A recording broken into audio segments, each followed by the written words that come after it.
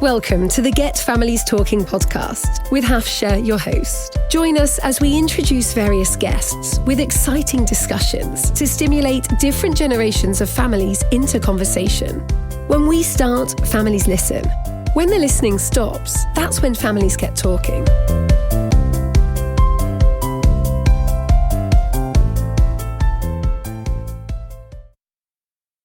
Hello and Assalamu alaikum listeners, and welcome to Get Families Talking on Unity FM with Hafsha. Now, have we got a show for you? I tell you, we have definitely got something that is going to get families talking. I have to say there has been some excitement, certainly with some of the people I've been chatting to about this show, because we are going to be discussing a topic which seems to have a lot of relevance for a lot of families out there. And unfortunately, there is still a lot of muddling up and some concerns as to what families can do. So we've got a great show lined up for you today. And I'm delighted to say that we are joined on the show today again with our resident GP, Dr. Yasmin. Dr. Yasmin, welcome to our show. Jazakallah so much again for sparing the time to share your thoughts with us. Assalamu alaikum, Hafsha. And thank you very much for inviting me again. If you keep inviting me, I'm going to keep on coming. That's how it works. That's super. No, and we definitely will be doing that. And of course, we're joined with an expert as well on the show today. And our second expert, I should say, is a lady called Nora Young. And Nora is joining us to talk to us about neurodiversity. And some of you will be thinking, what on earth is that? That's such a long word. But yes, Nora is the expert on this for very many different reasons. Now, I can't really introduce Nora. I am going to pass the baton to Nora. Please, Nora, welcome to our show, Get Families Talking. Hi, Hafsha. It's so great to be here. Thank you so much for inviting me. So my name's Nora Young, and I run a non-profit organisation in Birmingham called Birmingham Resilience Education and Wellbeing Services, but everyone knows us as BRUISE. So BRUISE CIC is how everyone knows us. And we are a small but growing organisation in Birmingham that are here to support families who have children, young people who have ADHD, autism, or other neurodiversity. And we're here to support the families. We're all people with lived experience, and it's about us helping them understand what's going on with their children, with their young people, and giving them support as well. Super. Now, you mentioned a couple of words there, actually, which I think, I understand, but it might be some of our listeners will be thinking, what does that mean? Lived experience. Please break that down for us. Well, we believe that actually some of the best people to help you are people who have a history of that themselves. You know, we can talk to professionals, right? We can have medical experts, we can have teachers talk to us about things, but actually when you're talking to people that live with it themselves, that their families live with this, then it helps you relate much more. So so we often talk about experts by experience. Okay, so they are really experts in their condition because they're living with that condition, or they're supporting a family member who has that condition. Absolutely. Yeah. Now, those two conditions that you mentioned there, autism, ADHD. Yeah. What's the difference between them, please? Okay, so they're very, very connected.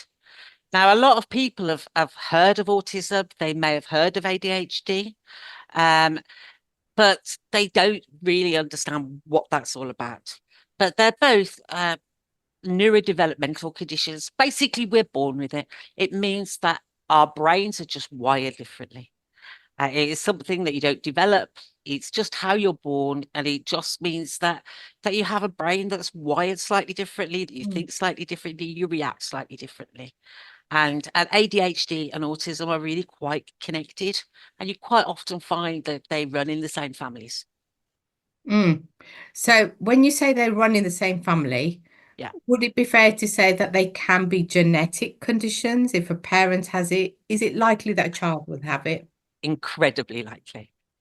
Now, this is something that there's really only been an understanding of this in recent times, particularly with ADHD. Now, ADHD is attention deficit hyperactivity disorder. It's a horrible name. We really want it changed.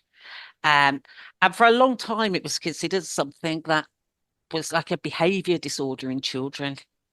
What we know now is it isn't. It is something that runs in families. And if you have a child with ADHD, there is a very good chance that at least one of their parents has ADHD. And if they don't, then it might be an uncle, an auntie, cousins. And we know now that there's lots of genetic factors in ADHD. Wow. Yeah, because I mean, I know there's a lot of information about this now, whereas in the previous years, we would have said, oh, it's a naughty child. Yeah. And you must Yeah. see this a lot as well, Dr. Yasmin, in your work as well. You must have parents who come to you and say, I just can't get him to behave. And maybe it's something that a parent hasn't thought about. You know, they just think it's bad parenting or it's that child. Yes, you're right, Hafsha. So we've, in general practice, we've had to change our mindset as well. As you said before, we'd call them a naughty child. There's even a code to put behavioural problems because we didn't have an understanding of neurodiversity. But now, actually, parents have got a better understanding themselves. So they're actually coming forwards and saying, I think my child has autism, or I think my child has ADHD. And also when they read about it on the internet to learn more about it, to support their child, a light bulb goes off for them and they think, oh, hang on a minute. That's my life story as well. I was like that since I've been a child. Or they sense there's always been something there that, you know, they couldn't put their finger on, and it's actually making them realize that they've got the condition. So we're making many more referrals for both children and adults with the condition. And do you know, I mean, we do seem to be more aware of both of these conditions now, don't we? And it seems like every other week you read a story where somebody in the news has diagnosed themselves, it seems almost, and they're saying, you know, I suddenly understand now why I was like that as a child and why my behavior, why I react like that to certain things. But do you find that there are more people now almost coming to you and saying, actually, I think I've got this condition?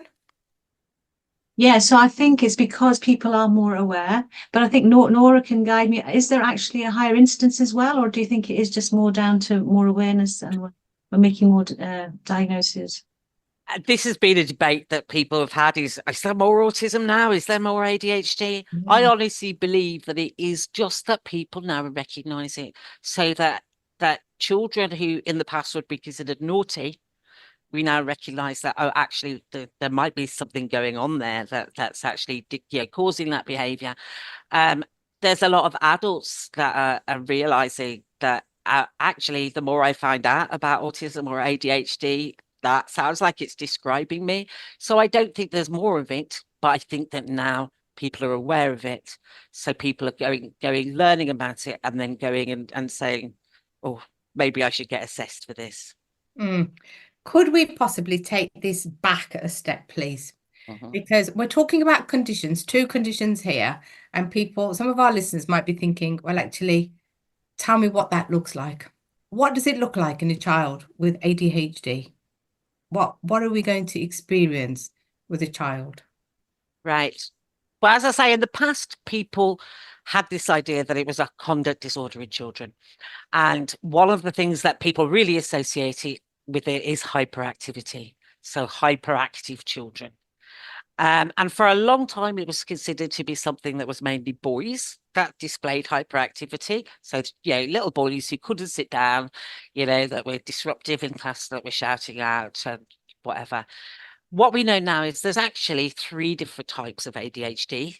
There's hyperactive ADHD, which is that kind of being like driven by a motor, almost on the go all the time. There's also inattentive ADHD, which is harder to pick up because children with inattentive ADHD aren't disrupting the classroom. What they're doing is they're zoning out, they're missing things, they're not organized, they're forgetting things. they're often described as daydreamers, maybe, or, you know, absent-minded professor, or, you know, just want a bit of a space cadet, just not always there all the time. And then there's combined ADHD, which is the joy of both. So you've got hyperactivity and inattention.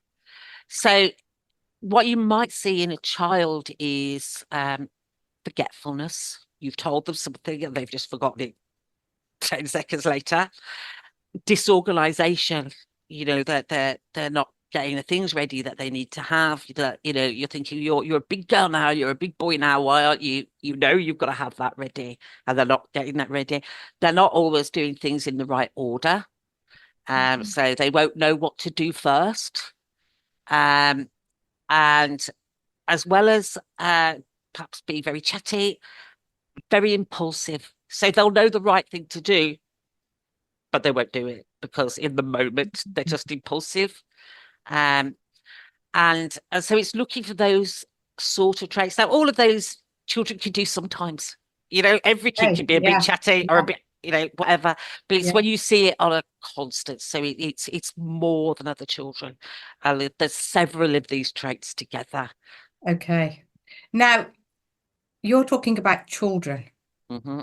Is this something that we can spot in babies and younger children? Is it something that manifests itself when they're toddlers, or could we possibly pick these traits up when they're younger? They generally don't start assessing for ADHD until you're at least 5 or 6. Very often it's about the year 1, because all little children have very short attention. Yeah, all toddlers are on the go all the time, and they're chatty and they're impulsive. You know, what it is when you start seeing other children sort of pulling away. So you get into year 1 and there's other children that are able now to sit down and start working. And then there are some children that are still running around and are finding that harder. So so you may see traits, but all children develop at different rates. So it's very hard when they're a toddler to go, is this ADHD or is this them just being a toddler and they're just a bit perhaps slower to develop those skills than others. So it really is about age of 5 and 6, year 1, year 2, that we start to go, okay, this child is not able to sit quietly on the mat listening to the teacher the way that their classmates can. And do you find that by this stage, a lot of parents are not just tearing their own hair out, but also thinking, I'm failing as a parent here, because why is it that, you know, child X will sit down, behave and play nicely, and my child isn't doing that? It must be my parenting skills. Blamed and shamed. Honestly, we feel it all the time. Now, me personally, I have 3 children. They're grown now. Thank goodness. And my children are all have ADHD. I had so much advice from my extended family, and I come from a very big family, lots of us, lots of aunties, cousins, whatever, comparing them with other children, thinking, what am I doing wrong? Lots of people giving me advice, as you can imagine. Lots of people saying you need to be stricter, you need to do whatever, but those things didn't work with my children. And so I felt really blamed and shamed, and that I was a really bad parent. And I see that so often with the families we help, is that, you know, they feel the same, that maybe it's something I'm doing wrong. Yeah, I can imagine, actually. I'm going to bring this back to Dr. Yasmin. Again, in your surgery, do you find parents who, I can imagine, I mean, conditions like this must lead to children not sleeping very well as well. And of course, if a child isn't sleeping, then that's affecting the mom particularly and the dad as well. So do you find that actually this is affecting parents' health? Do they come into the surgery and say, I'm not feeling well, I'm feeling depressed, it's all down to my child's behavior?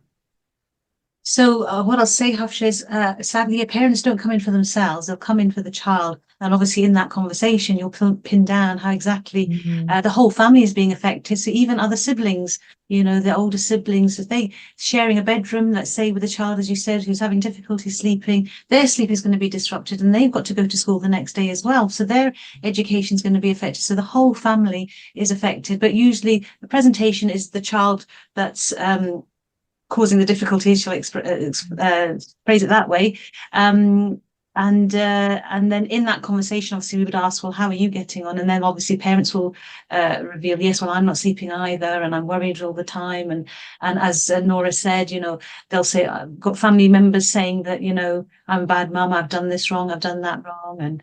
And so, yeah, lots to deal with, you know, the condition affects the whole family. Gosh, yes. Now, please, Nora, tell us a little bit about autism as well, because you explained earlier about how they tend to be quite connected as well. But again, yeah, what's autism? We often talk about the autism spectrum disorder. Now, when we talk about a spectrum, some people think it might be like a line between, you know, a little bit autistic to really autistic, right? Whereas what it really is it's different strands, it's different traits. So if you think of like the light spectrum and all the colors in it, so autism can affect sensory processing. So it might be that you have you're very sensitive to certain things, maybe to touch or to sound or to taste. You know, all the senses could be hypersensitive or go the other way, and that you're undersensitive to certain things. There can be difference in communication, so that learning language is slightly different in autistic people, and various other things where you're kind of out of step with the way that other people can see the world. You might process emotion differently. You might see emotion not be able to recognize neurotypical emotion. You can recognize other autistic people's emotion, which is really interesting. A lot of people say autistic people can't understand emotion. No, can't understand neurotypical emotions, can understand each other in the same way that neurotypical people can't understand autistic people's emotion expression as well. It goes both way, communication. Okay. And so, yeah, so it can be that there's differences in communication. Sometimes there can be sensitivity around eye contact. But again, a lot of people go, oh, that child can't be autistic because they can make eye contact. That it's not all autistic people that struggle with eye contact, but some do.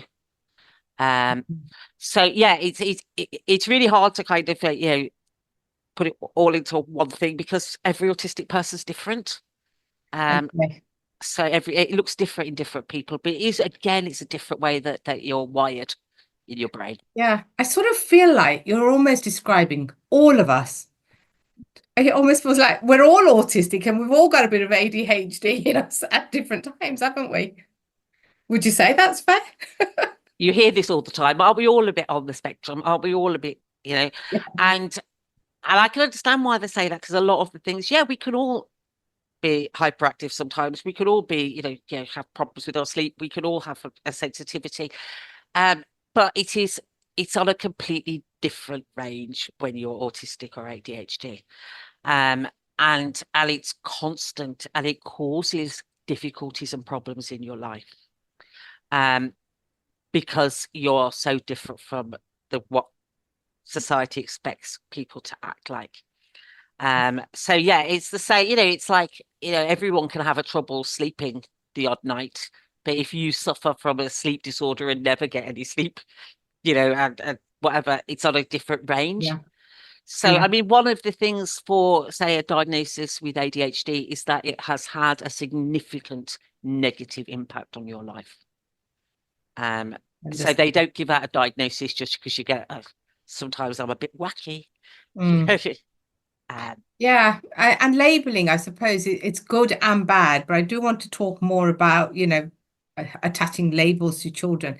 But I want to just take this to adults as well, because there are lots of adults now who are going and having themselves assessed for these conditions.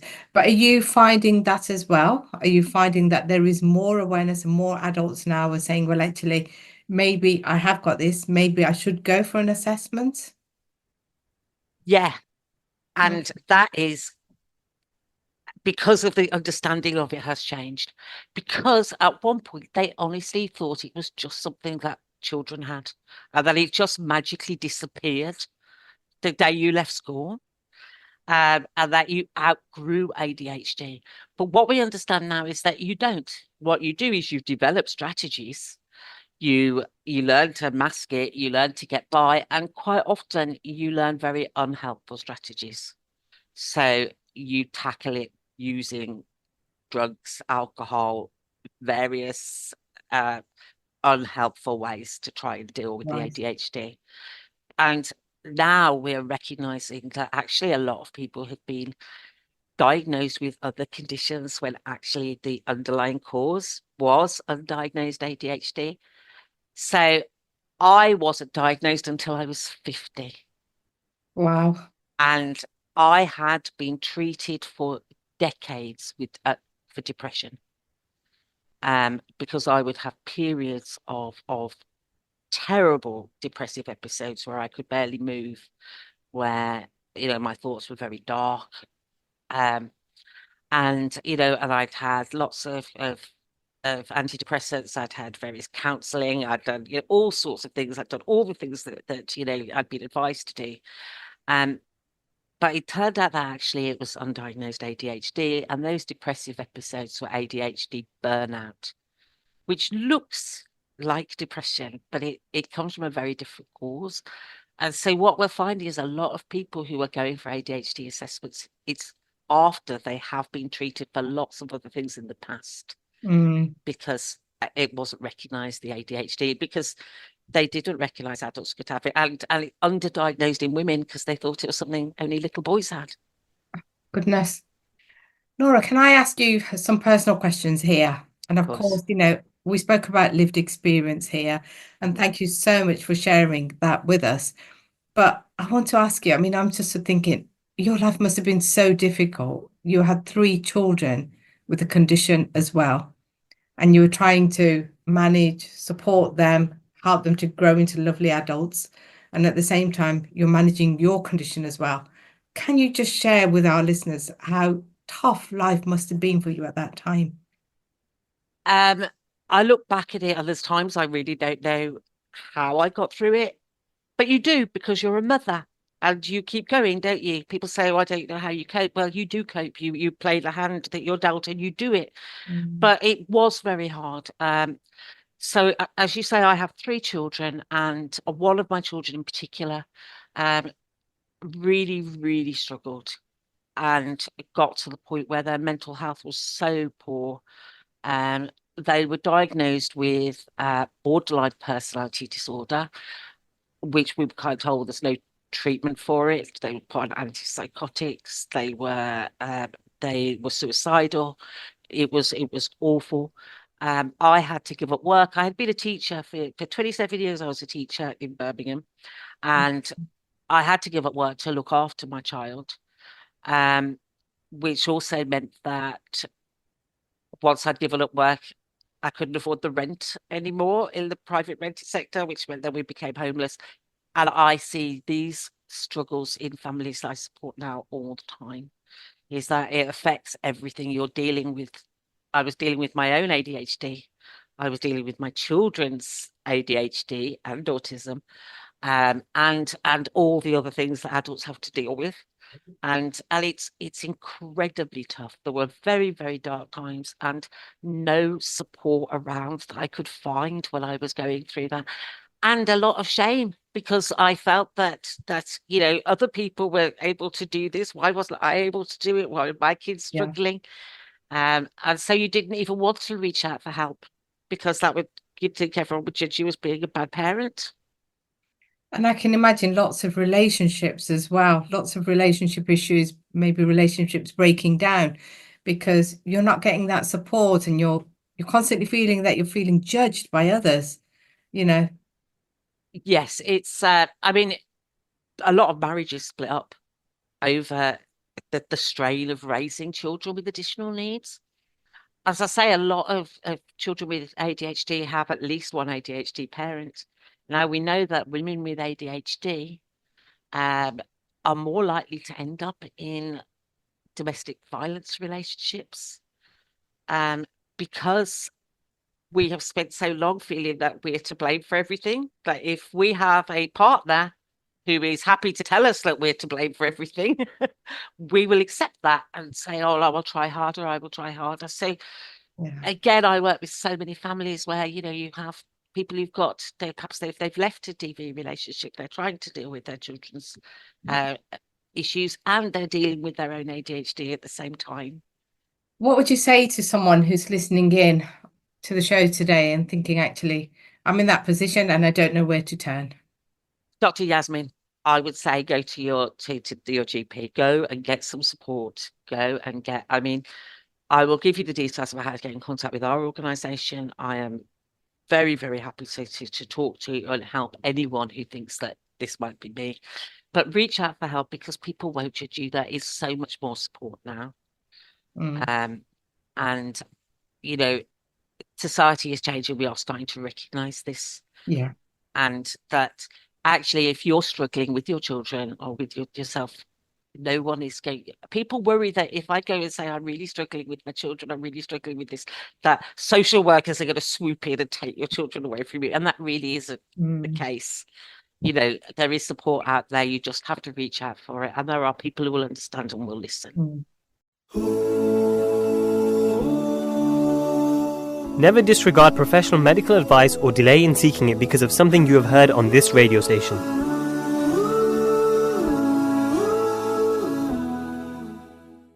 I want to bring Dr. Yasmin in on this question, please. Now, Dr. Yasmin, you must see this a lot in surgery, in practice. You must see patients who come and they don't want to open up about their children's behavior. And certainly, they don't want to sit there and admit that, yes, I'm struggling as well. I'm struggling with lack of sleep. I'm struggling with my lack of self-esteem and confidence as well, because I'm constantly being told I'm a bad parent. Do you see this? And I just want you to talk through and please reassure some of our listeners who might be listening in and thinking, well, actually, I do want to go and see my GP. I do need help, but this is what I'm scared of. Yeah, so Nora's, made that very valid point that people are scared now that social workers are coming and take the children, but that is not the case at all. There is a thing that we spoke about, didn't we, before, early help. That's the level before it becomes something that, would require social worker input. So, and that's, when we want to see families so that we can help them. So yeah, it needs unpicking. It's part of the GP role when the patient comes in to they come in with their headache, for example, but it's about unpicking that, isn't it? And saying, well, this could be a tension headache. What's happening at home for you? How's the relationship? How are the children? How are they doing? That sort of thing. Or if they're coming in with a child, obviously we know that there's going to be an impact on them. So we can change the conversation. How about you? How are you feeling? You've described what your child is doing and we're going to support your child. But what about you? What's the impact on yourself and the rest of the family members? Did you know about early help? I can make a referral. It doesn't involve social services. Hopefully you'll get a family support worker attached. They can help the whole family. They've got more time than me to sit down with you and help you and give you support. And I just want to say, look, because there's obviously I work within the NHS, so there's a limit to the NHS services. And we know NHS services sadly have long waiting lists, especially since after COVID as well. It's increased even more. But Nora works in what we call the community, and there's so many other, agencies, organisations that don't belong to the NHS, but they're there to help families, parents, and children, in the community. So we rely on the great work that people like Nora and others do. Yeah, amazing work. In fact, bringing it back, Nora, then please tell us, because you touched on assessments. Do we do assessments for children? Yeah, what I would say is that if any of the things that we've talked about, if you think, actually, my child is having these problems, the first thing I'd do is go and talk to their school. right? Every school has a SENCO, which is the Special Educational Needs Coordinator. Now you can go and make an appointment to talk to the SENCO at your child's school, and they can start looking at your child's behaviour, and they can start putting support in, seeing if that helps, and they can actually make the referral for the assessments as well. Now, as Dr. Yasmin said, there's the strain on the NHS and whatever means that there can often be quite a long wait for that assessment. But you can get it going, you can get it in process, and then there's support you can get for things that you can do in the meantime while you're waiting for your child's assessment. And I just want to go back to what you were saying about labels.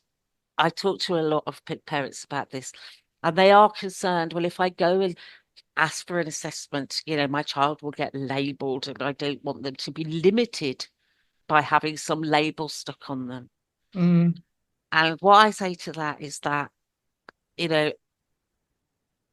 if they might have a label that says ADHD, but before that, they had a label that said naughty or lazy or disruptive, right?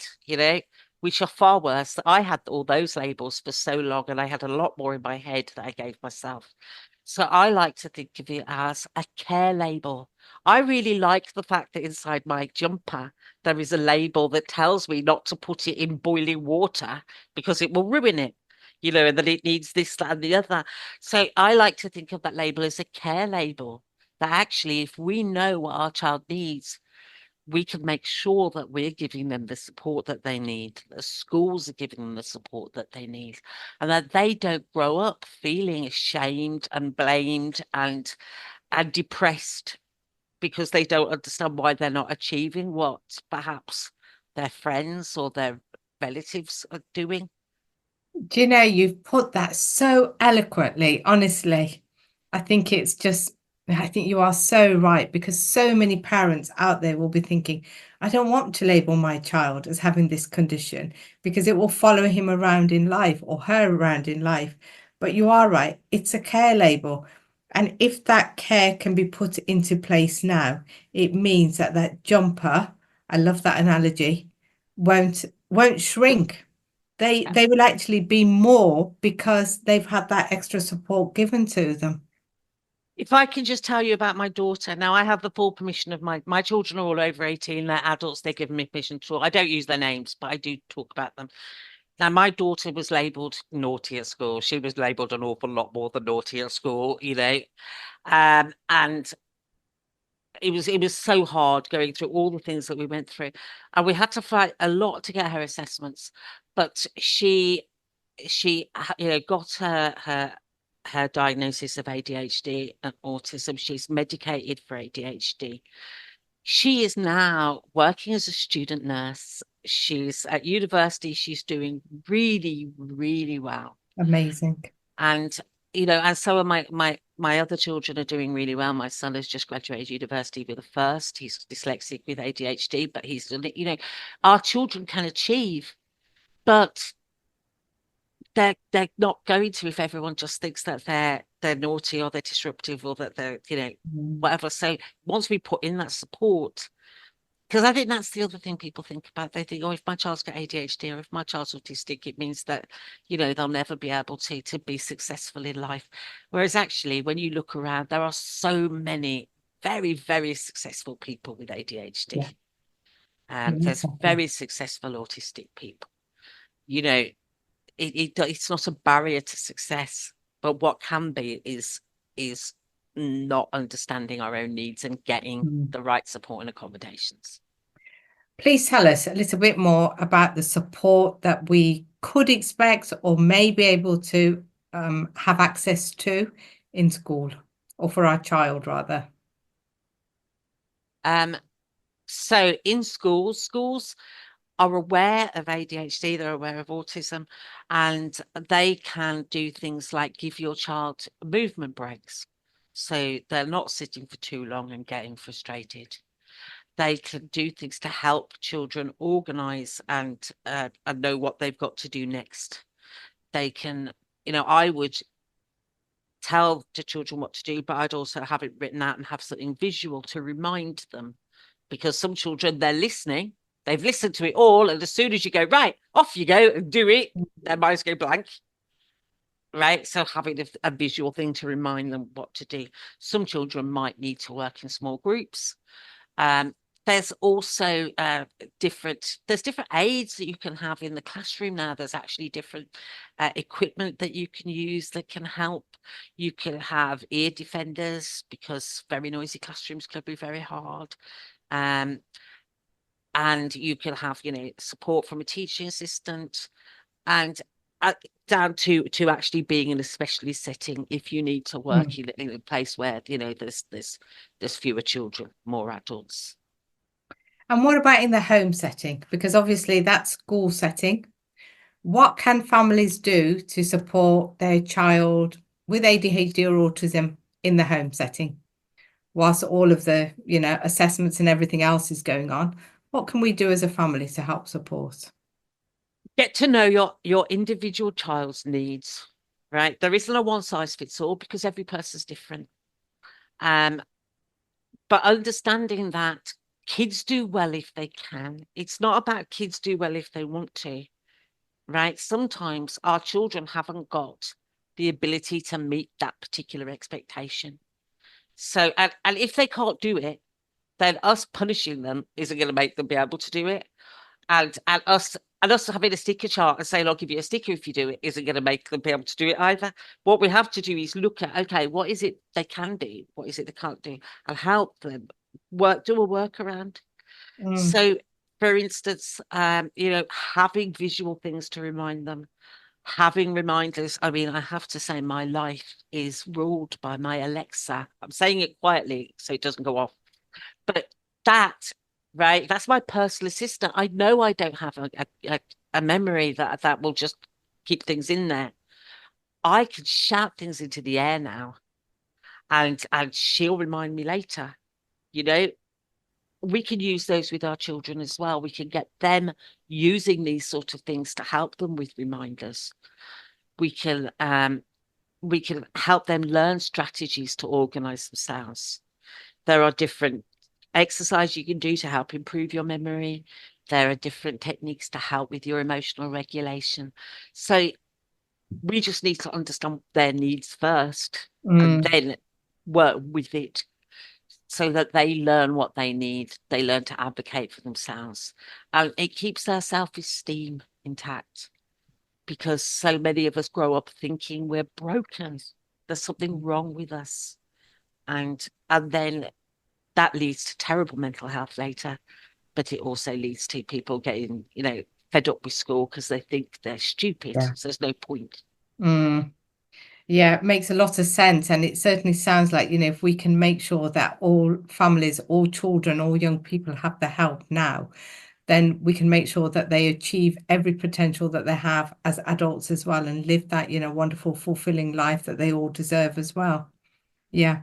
Now, we mentioned earlier, Nora, Dr. Yasmin as well, about how it seems like every other week, there's somebody on the news, some celebrity who is self-diagnosed and has now had a referral, and they've now been diagnosed with ADHD or autism. And it makes complete sense why, they've been like that.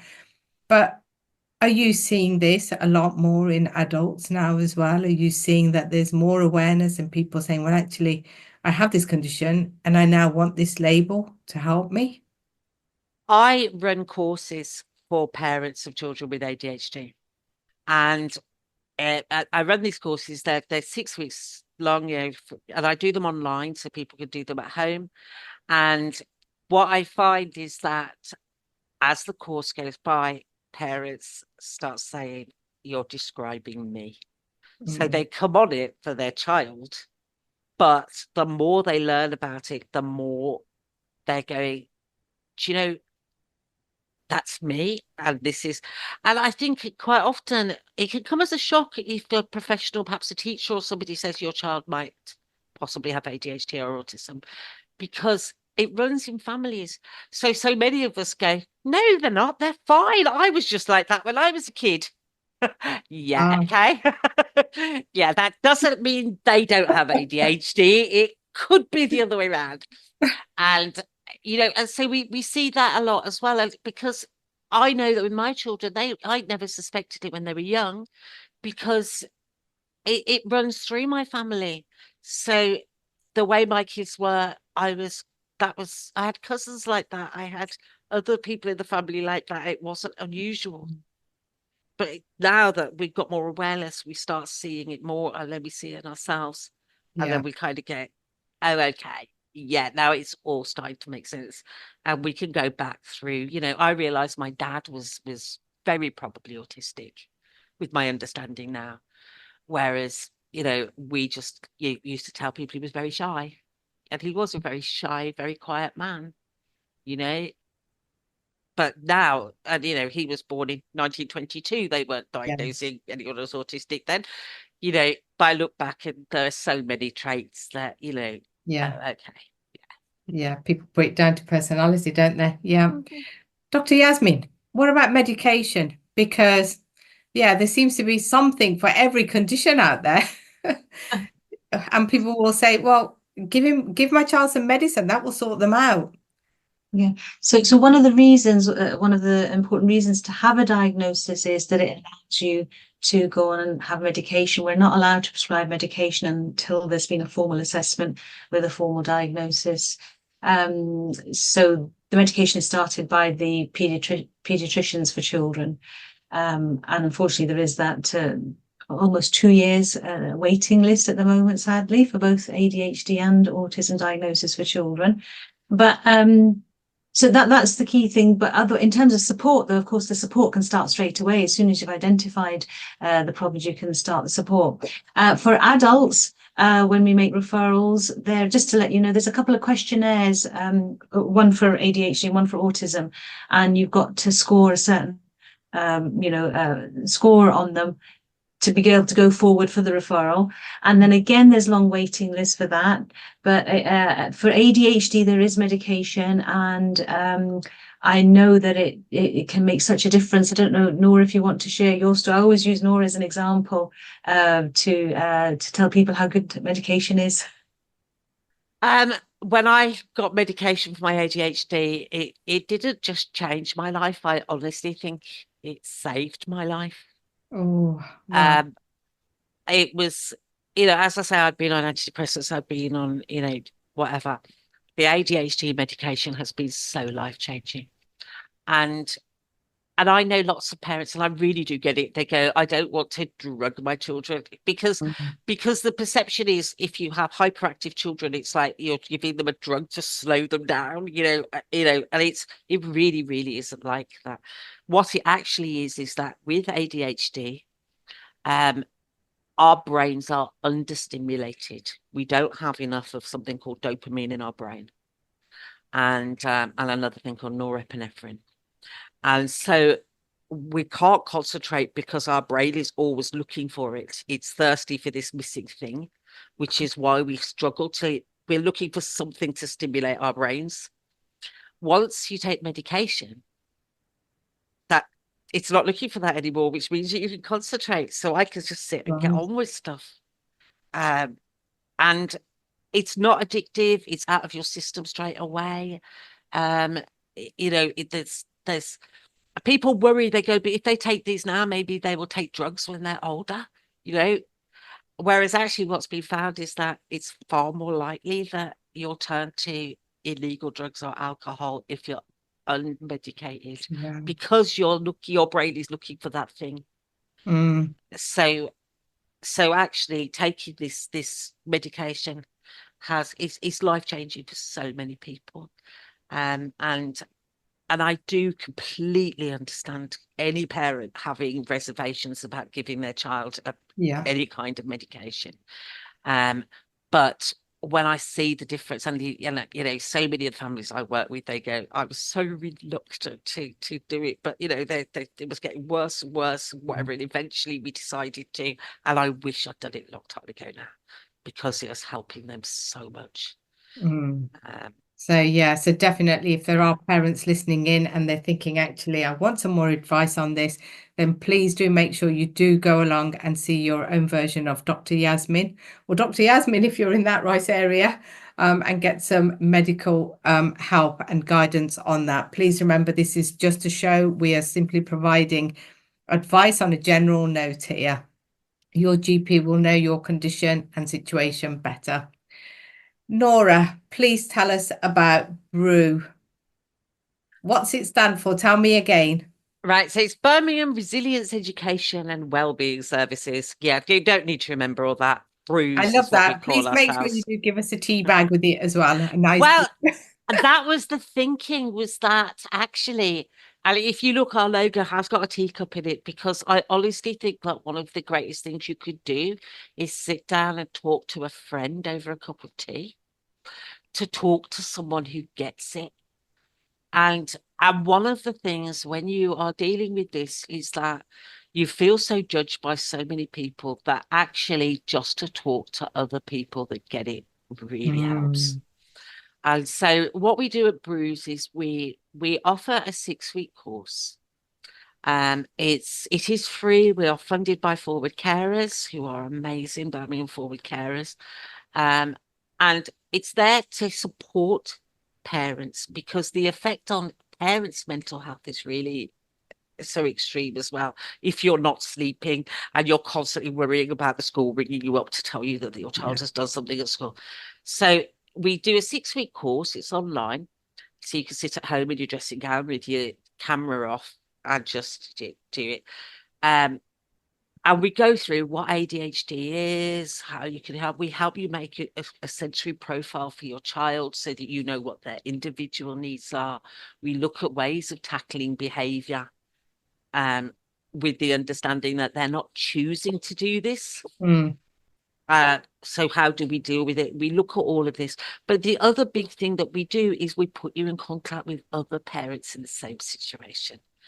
And that is, for a lot of people, say, is the best thing to know you're not alone. Our sort of thing that we say in every meeting is, your child is not broken. You are not failing as a parent, and you are not alone.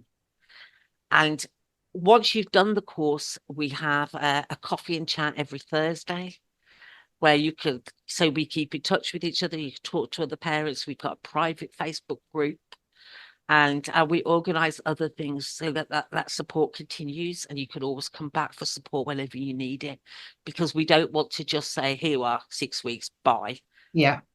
It's that continued support and building that community, that you've got other parents that you can, and we have a lot of people getting really emotional, saying, this is the first time I've really felt I could open up, because there's no professionals. We're all the people with lived experience.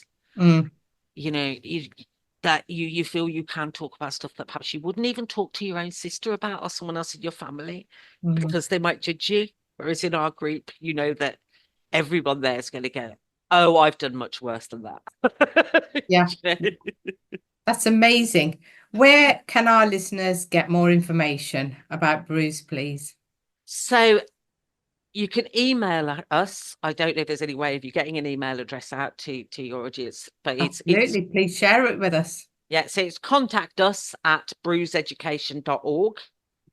Our website's in development at the moment. It's constantly in development because I'm never happy with it. But we've got a Facebook group. We've got a Facebook page, BRUISE CIC. You can also contact Early Help, and they can put you in touch with us, because they know about us. And yeah, just drop us an email.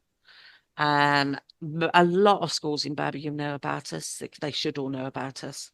Again, they can go to school and ask to be put in touch with us as well. And we really are here because we were set up. I set this up to give the support that I wish I'd had back then. So it's run by parents. It's run by, I say, I've got ADHD myself. I've got kids with ADHD. And all of us have. So it is you don't feel that you're being judged.